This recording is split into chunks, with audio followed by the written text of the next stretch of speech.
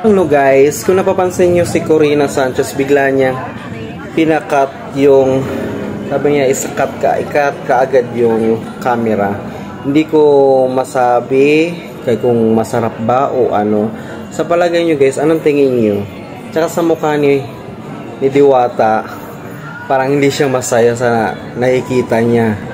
Dahil ba siguro sa tsinelas lang ang pasalubong ni Corina o hindi siya nagandahan sa reaksyon ng pagkain ni Corina ng pagkain niya sa Paris. Pero to be honest, pumunta kami dyan nung mga nakaraang month.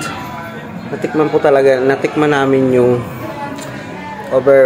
yung Paris ni Diwata. Also, hindi ko naman po talaga siya sinisiraan kasi kababayan ko rin siya, and then taga Northern Summer din siya.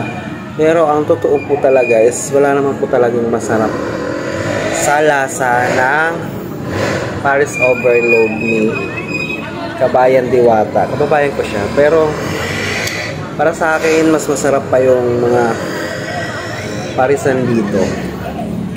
Sorry, pero sabi nga ni Diwata, doon tayo sa totoo. So nagpakatotoo lang ako. So sana pasensya na lang. Nakita ko lang kasi yung ano ni Corina Sanchez dito. Ayaw ko nakita nyo. At saka ano masasabi nyo mga ka-idol. Bye-bye!